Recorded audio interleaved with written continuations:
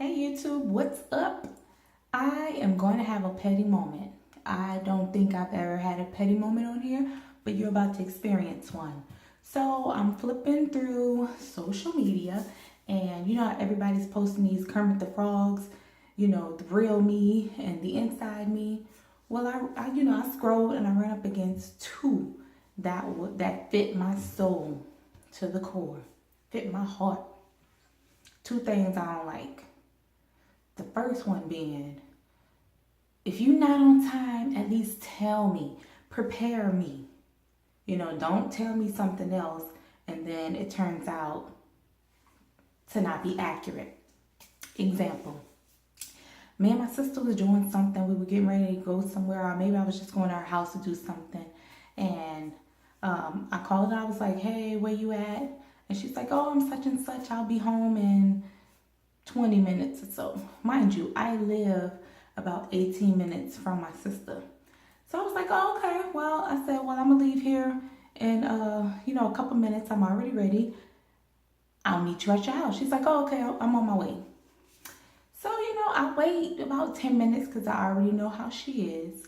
Then I was like, all right, she should be halfway there. I'll leave now. So I leave. I'm driving.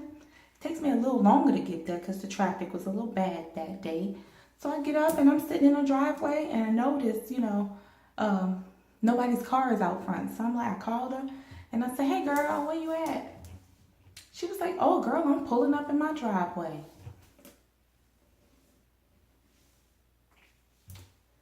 I said, you doing what? She said, oh, where you at? I said, I'm sitting in your driveway. Where you pulling up to? Oh girl, I'll be there in 5 minutes. I said, okay, I know what this is. All right. So we hang up, I get on my social media and I'm just scrolling, having a good time. About 10 minutes pass and I'm like, wait a minute.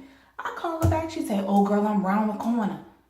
I said, Crystal, are we round the corner? You're round the corner? Or are we round the corner down the street, across the town, around the corner? Because I needs to know. Because if you're not on your way, I'm going to pack my stuff and I'm going to head back to my house. You're going to have to meet me at my house. Oh, girl, just wait. I'll be there. 10 more minutes later, because she wasn't really around the corner, she pulls up. Girl, I'm sorry. I had to stop and do this. Well, you should have told me that. And then I could have came later. So that's my one petty moment. That's one thing that just drives me crazy. If you're not on time, that's fine. Tell me you're not on time. Don't lie to me about where you at or where you pulling up to or where you leaving at. If you know in your soul and in your heart you're not finna leave where you at for another hour or so, please tell me so that my time is precious, so that I can set my schedule accordingly. And number two, my second petty moment. Kermit said in the mirror, I guess he's talking to the man and himself in the mirror, I don't know. He said, he apologized, just let it go. But the enemy said, he only apologized, or he only said, I'm sorry, so you can shut up, keep arguing. And that is so true in my life. I've been with my husband for, a good few little years. And, in learning each other, I think for him, if he doesn't want to talk about it or he's done, he's done. Get some water. I guess he was done with the situation, or, arguments started getting smaller and smaller because he would apologize. And I'm like, yes, I'm winning. I done made my point. He apologized first. I did that. Then I said, man, he apologized before I even started talking. I said, so I wanted to talk to you about something. Yeah, I'm sorry about that, And I'm like, wait, but you don't even know what I'm about to tell you. You don't even know what we're talking about. Did you do something that you think I know about, that you're apologizing for before I even get it out, so we don't even have to talk about it? Let me know. So then I was like, no, Larissa. He apologized because he don't want to hear your mouth. And I asked him one day, I said, do you apologize before I get my sentence out because you don't want to argue about it? He said, look, I'm done with arguing. I don't want to argue. So if it takes for me to tell you you right or I'm sorry, and that's what he does. He say, yeah, you right. You right. If it takes that for you to just be quiet, I'm for it. Bet.